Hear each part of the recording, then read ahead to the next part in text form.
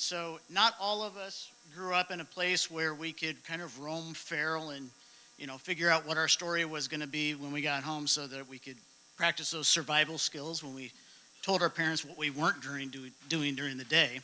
Um, but the most important thing is that if you weren't able to do that when you were younger, what are you going to do? How are you going to get out there and relate to nature and so that you start to care about it? One of the things that IWF is very proud of is we're a supporter of the School of the Wild, and one of our guests, Jay Gorsh, is going to talk about that, and Mike Todd is our other guest, who's going to be talking about how we integrate nature into our education systems.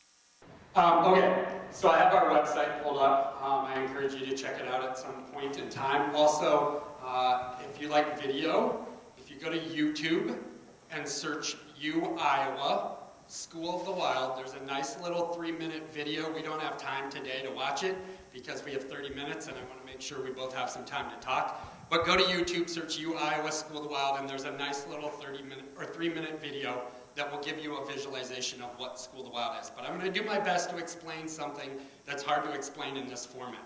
Okay, so first, Neil, thank you for the focus on action this week. I'm a firm believer that effort without some sort of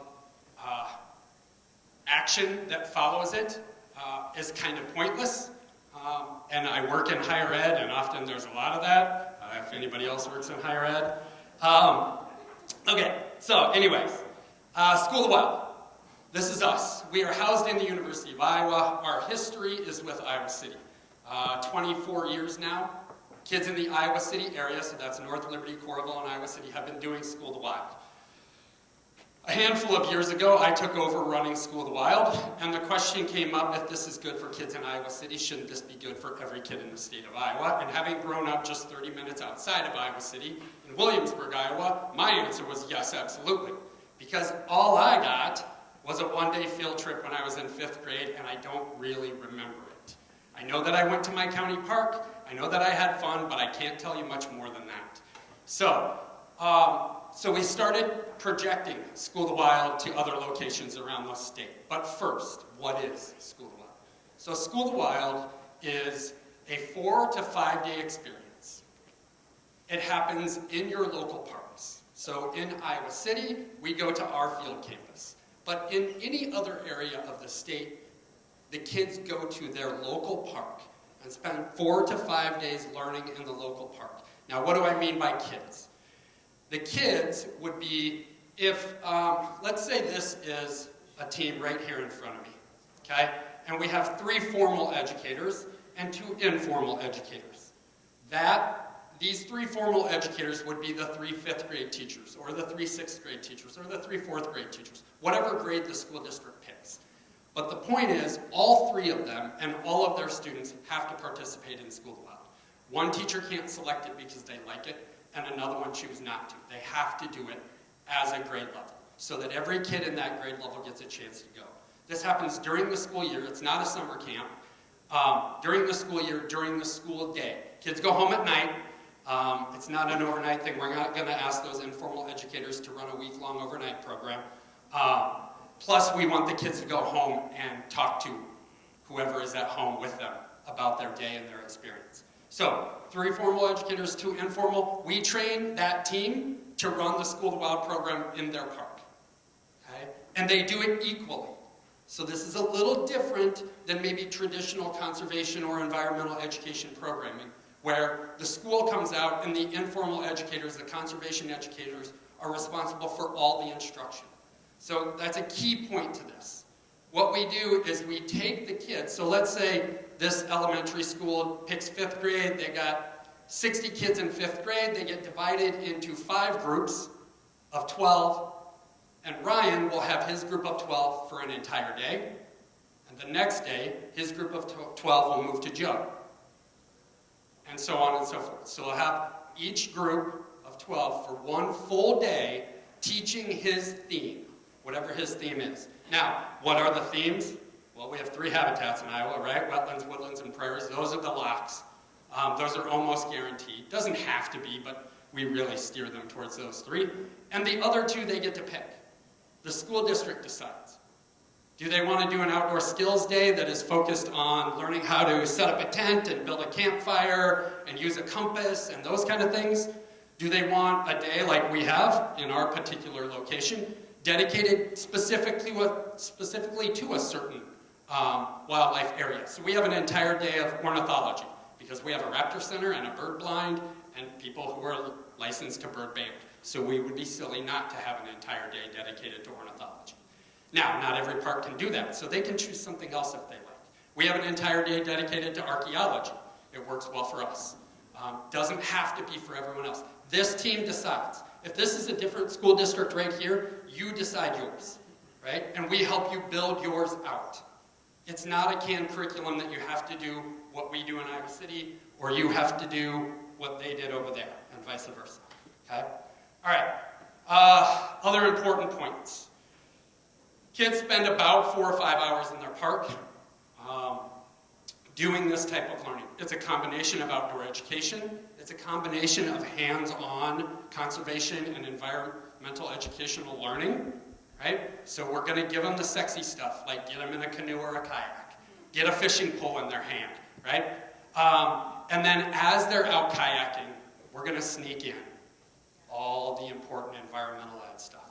They're going to learn about water quality and why they should care about water quality. They're going to learn about the wildlife that live in that wetland, in those waters that they're exploring, right? So that they get that connection. On that note, wildlife is a key piece. We want direct interaction with wildlife, so we build this team and that team so that you can provide opportunities. Maybe that direct interaction is something as small as those little benthic macroinvertebrates, right? Because maybe we can't, right? We're not out catching deer for them to have direct interaction with, right? But we can give them opportunities with those little creatures. And what we've learned, and what I've heard, because it's been going on longer than I've been a part of it, is that that is a huge hook. And it doesn't matter if it's the little thing or the big thing, right? The other thing is giving them opportunities that they would not normally get in their life. And we know this, you all know this, I'm not going to preach, right? More and more young people do not have these opportunities, right? It's not happening at home. They're not going camping. The vast majority of our kids are not going camping. They're not going hunting. They're not going fishing. They're not being taken to their parks. Like, we can't assume that anymore, right? So we need a program that will give them the opportunity to do that. So that's what we try to do in a very quick talk with School of the Wild. A little bit of an idea of what that looks like and how we try to build it out. Now, where are we right now? We're getting there. To give you a sense of scope, when I took over half a dozen years ago, there were 1,100 kids doing School of the Wild. That's how many are in the Iowa City Community School District. This fall, there were 4,000 kids that did School of the Wild. So do some quick math. 4,000 kids, 20 hours per kid. How many hours in parks is that? Anyone? About 80,000 hours in parks this fall. By the end of the year, I think we'll hit somewhere between 6,200 and 6,300 kids doing School of the Wild. We add about 1,000, 1,200 per year. That's usually what my recruitment rate is, and that's all my funding will support, so I can't really recruit any more than that. But as cool as those numbers are, it's certainly not enough. There are 330 school districts in the state of Iowa, and we're only reaching about 80 of them at this point. So we got a lot of work to do. But speaking of, because this question always comes up, how much does it cost? I'm sure some of you are asking that question right now. The answer is 0. Originally, we thought it would, because somebody said, Mr. Gorsch, you're going to have to bring some money in to pay for this, because it's not free. Like, your salary isn't free. I don't work for nothing. So originally, we thought there would be a fee-based. And then we figured out the nature of School of the Wild is that every kid gets it, right? Every kid. Doesn't matter. Doesn't matter if your parents like the outdoors or hate the outdoors. Doesn't matter if you are wealthy or dirt poor. Doesn't matter. Every kid gets it because you're bringing all of your students out to us, regardless of everything else, right? So, thanks to help from REAP CEP. Do we have any REAP CEP folks in here? No? I don't see any hands. Okay, REAP CEP helps to fund our first-year schools. They give me the money to go out and recruit and bring in new schools. But then the question is, what happens when they get into year 2 and 3 and 4? We need some sustaining. Thanks to some help from our friends right here at the Iowa Wildlife Federation, they help with the sustaining of the effort so that we don't have to pass that fee on to the school so that it can pay for my lease of the vehicle that I need to use to drive around, and salaries and materials and supplies and those kind of things. So, now are we there? No. Thankfully, we have a dean of our College of Education who is a huge outdoors person, and he allows me to run in the red. A little far in the red. But he's a patient man, and he loves the outdoors. So he's giving me time to figure it out. And so I'm working on that now. But the goal will always be that this is a program that is offered through partnerships to local school districts at no cost. Now, they're going to have to pay busing, of course. I can't fix that problem. So that is a barrier we have to work through. Okay. Funding. Got it. Model. Got it. Reach. Got it. I think that's probably good for now. Why? Why? Why? Because we know if we get the kids to the park and we make them more aware of the resources in their local area, and the teachers, most of the time, the teachers will sadly admit that they've never been to the park that is 20 minutes from their home. Not all of them. Some of the teachers are very outdoorsy. I was a formal educator, so I'm not about to talk badly about teachers. We have busy lives, and sometimes they don't get a chance to get out to their local parks, and School of the Wild gives them a chance to do that. So why? So they can be more aware and then more appreciative. And so we can plant a seed that will encourage them to come back out to that park more often and care about that park, and that their local park will be the seed for them to go to all of the other parks around the state and the country and the world, perhaps, if they have that opportunity in their lives. But what we don't get to go very far into, because we only have 5 days, is more of the stewardship, right? The action, which I just talked about at the beginning as being critical.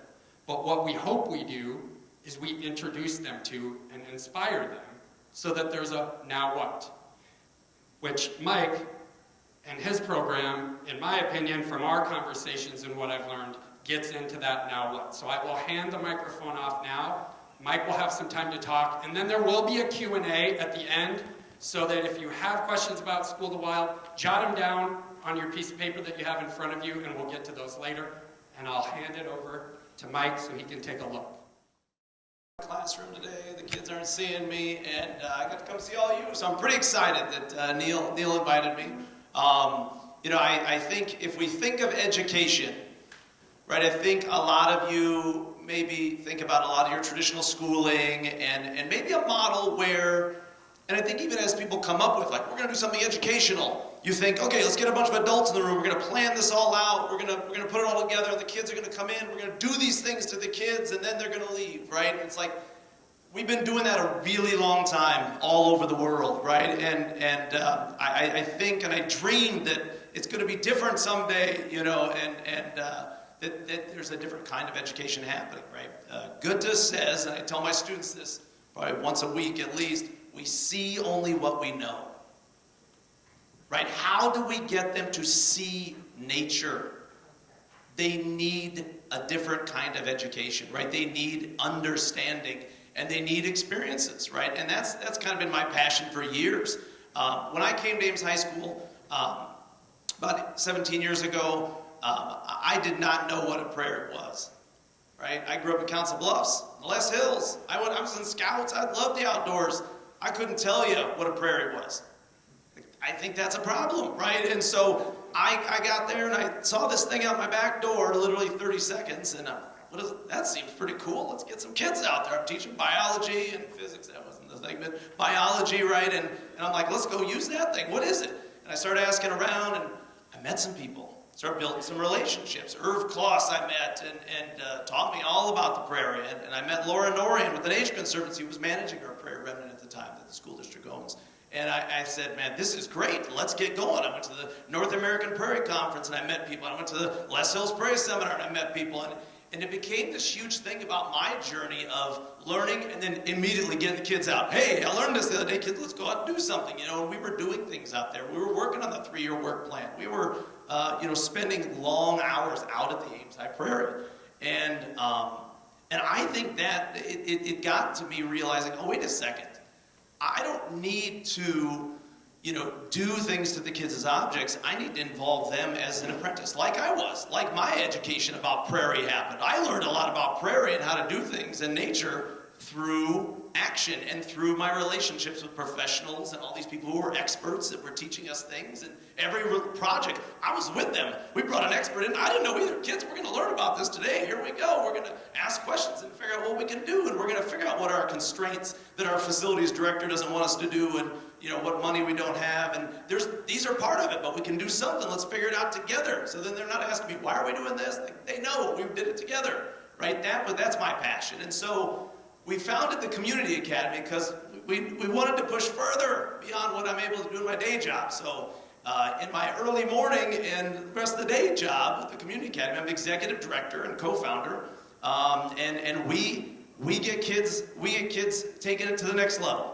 right? So we want an education with more nature, this more authentic, right? This sort of apprenticeship idea of education model, and more community connections and relationships. That's what we need in order to get to ultimately the more nature piece for us. So we started this nonprofit back in 2015 with the idea that we were going to engage them in authentic educational projects that are hands-on, okay, nature-based, involve community partnerships, and they're collaborating with everybody, right? Their peers, their teachers, their professionals that are around us that we can find, and we're going to enact some positive change. And this is long-term, right? So again, the relationships is probably one of the key things, right? It's a relationship of we're all in it together, and so with their peers, mentors, community members, professionals, their relationship with nature and their relationship with place, right? That began to excite us. So we got a group of educators that started this, and we really did collaborate with a variety of people. 2015, we kind of started organizing, became a 501c3 in 2018. We just finished our 6th year of summer programming, and we started year-round extracurricular programs in 2022. So this is outside of a kid's education, right? And so we're inspired by lots of things, right? Richard Louv inspires us, and my view of place-based education really did change completely when I read this book. I don't know how many have read this book before, The Pedagogy of Place. Holy smokes. Go pick up a copy of this one. A guy from New Zealand and a guy from Australia wrote this, and just the idea, right, that, when you are thinking about getting kids out in nature and excited about things, maybe we think about the Grand Canyon or the Boundary Waters and all these places, but we're in Iowa, and so some kids, right, this is where we're at, right, and this is downtown Ames, right behind the Octagon, and the book, I think, really helped us think about how do we connect them to place, their place right here, and what it is, right? And for me, right, nature, I teach right now my biology students. It's not nature just because it's a tree. That's not nature, right? It's got to be connected to things. So if it's a ginkgo tree and nothing's hosting on it, and it's not really part of the ecosystem, not as good as nature is an oak tree, right? That hosts 500 and some species of insects and supports all kind of wildlife. So that's the kind of vision. So right, this summer we did this was a few summers ago, we did a project and we talked about urban wildlife. We built some things, and we actually got active with a chimney swift project. They had capped their chimneys at the Octagon, and we worked with the Iowa Young Birders Association and Wild Birds Unlimited, a local store, and did some things, and they actually uncapped the chimneys, and now they can view the chimney swift migration. I was learning about it too. I don't know much about chimney swifts, but it was supporting, right, interactions between species and things in nature in our community, and that was really cool. So our goal is engage kids over the long term. We're not into the hour, 2-hour session that they come in, boom, we sparked them, and then they go. Because we found out, and I, through my work in public school, right, that kids who need it the most, especially, right, a spark, there's no kindling at home, right, for that to build into a fire. It's just not happening, right? We need a program where they have mentors, where they have experiences over a long time, years, right? And we want our projects to last years at the Community Academy. So that's kind of the thing is, how do we build that in? We give kids experiences, we give kids skills, and we have these ongoing projects that we do for years, right? And so our goal is to do that. And so we've done projects with a lot of projects with our city, actually, get kids out and start thinking about what can we do? What can we make happen, right? And we've spent time with, Parks and Rec, talking about trails.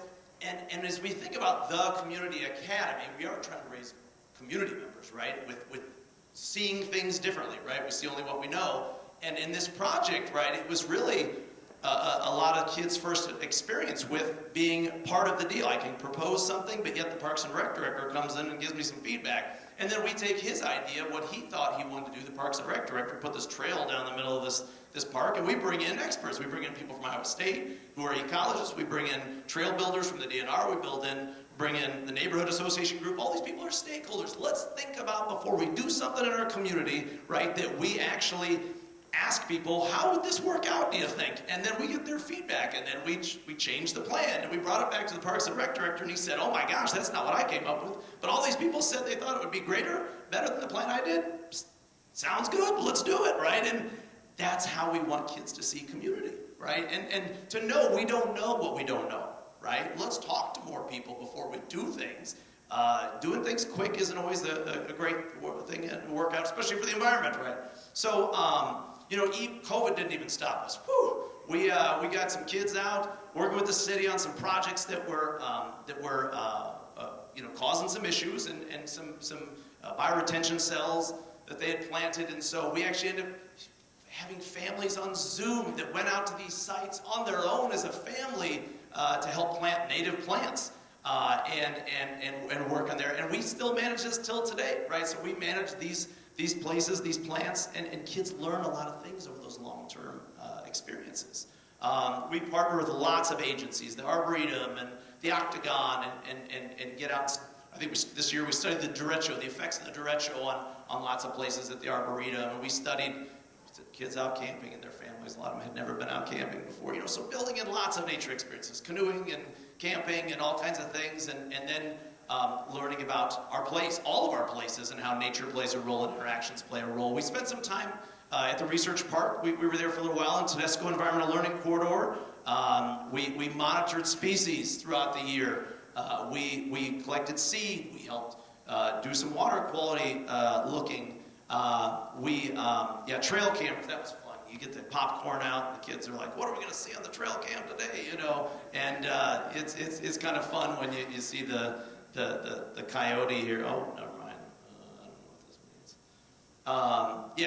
So the coyote's walking through the camera. Oh, never mind. There we go. All right, sorry, I'll wrap it up. So we spent some time out there, and we try to get engaged in things that people say they don't have time for, right? Our county conservation person who's managing this, along with like 30 some other areas, right? He says, we want to plant some trees, but we don't know how, so we write a grant, and then, gosh, somebody's got to water those trees so they stay alive all summer. Well, our kids will go do it, right? And we'll test the water quality, we'll monitor birds and all kinds of things. So that's kind of the sense of like, how do you go to an area and start to meet people, build relationships, figure out what the needs of your community are, and then engage in them over time and do more and more things.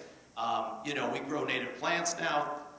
About 10,000 native plants we grew this year for the city, right? We got kids that are stratifying seed, and we're leasing greenhouse space, and talking with the city, where do we want these to go? What kind of plants? Where are they going? What habitat is this? This is learning.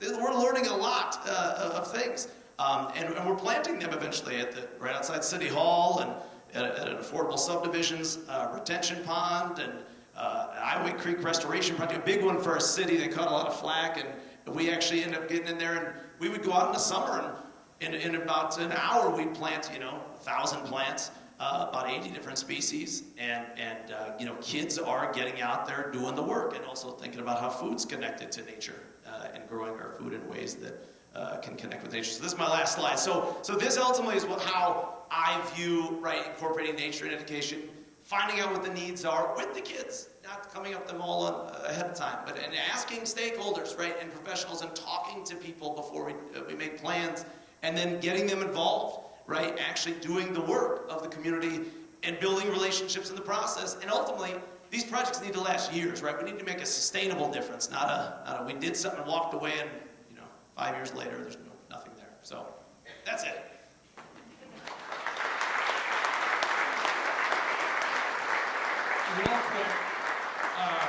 Real quick before we start the Q&A, I have one more thing I want to do. Does anyone work for County Conservation? If you do, please stand up for me. County Conservation. County Board, Conservation. Stand up. Okay, so an important thing. Save the applause for just a second. An important thing. As this has taken off, I've started to get calls from other states saying, if you can do this in Iowa, shouldn't you be able to do this in Missouri? Wouldn't this be great for kids in Missouri or Wisconsin or anywhere else? Stay standing, County Conservation folks. And my answer to them is yes, absolutely. If this is good for kids in Iowa, this would be good for kids in any other state. They just don't know that I have a secret weapon. And the secret weapon is the folks standing up right now. We have an amazing county conservation system that partners with us to make this happen. When I mention informal educators, 90% of the time, that's what they are. Now that said, Neil Smith National Wildlife Refuge has also contributed. Iowa State Parks have also contributed. Do we have any ISU extension? This one shocked me. I figured they would never partner with the University of Iowa. ISU Extension will sometimes jump in with us and help do them as well. But I wanted to give some credit and recognition to County Conservation because that's my secret weapon. Well, Jay, your comment segues to what I was going to say. When Ryan told me about the School of the Wild, I thought, hell, I've never heard of the School of the Wild, and I'm sure most of you maybe have never heard of the School of the Wild either. I went down and spent some time with Jay, and I said, you have to be on this program, because if we're looking for things that people can do that you can take back into your communities, particularly to look at collaborating and using the knowledge you have, helping them expand School of the Wild across the state, I think is one of the most impactful things we could do. And it's a way that every one of you in this room could be engaged. Who doesn't like to talk about your expertise to a bunch of kids? So, who's got a question? Got one right here from Tom Rosberg. This is great. I applaud what both of you are doing because I'm a firm believer that if we're going to solve a lot of our environmental problems and fix nature or help nature, it starts with the age of kids that you're working with. So, a couple quick questions, and mainly for Jay, but really for both of you, though, I guess. And the first one is, so why can't the state of Iowa, rather than spend money on vouchers to send kids to expensive private schools, support what you're doing? Why can't we take that money and support what you're doing? That's a fantastic question. And if anyone has inroads to who I should talk to make my pitch, I am more than happy to have that conversation. Yes, thank you, because that's an important We need piece. to do that. Okay. We need to find a way. The second question, maybe you're not into this long enough to know this, but do you have any data or do you try to do any kind of assessment which would help show that the kids that have gone through School of the Wild, for example, when they become married and have their own kids, are they more likely to take their kids to nature? Are they more likely to support policies that protect the environment? So we don't collect the data yet. We used to be a part of recreational services. 4 years ago, we got moved over to the College of Education, and it's been a great move. And now we have folks who know about what we're doing, who are in the education field, and they're starting to collect research and data. What we do know from our Iowa City folks is that, sadly and happily, they pull the kids at the end of high school, and almost always, School of the Wild is one of their most memorable experience of their entire K-12 education. And every full-time employee I have, obviously except for me, is a School of the Wild graduate who went into the field and is now trying to give back. So that's the data that I have. Hey Jay, I don't know if you remember me, but I work for Hartman Reserve, We just finished up School of the Wild, and we got a whole bunch of thank you notes from some kids. Can I read one to you? Dear Hartman staff, School of the Wild was eye-opening for me. I now find myself listening closer to the animals and leaves swaying. I want to thank you for your time. I truly feel connected with the earth around me. I also feel more at peace. Your materials allowed me that. I really don't know how to say thank you enough.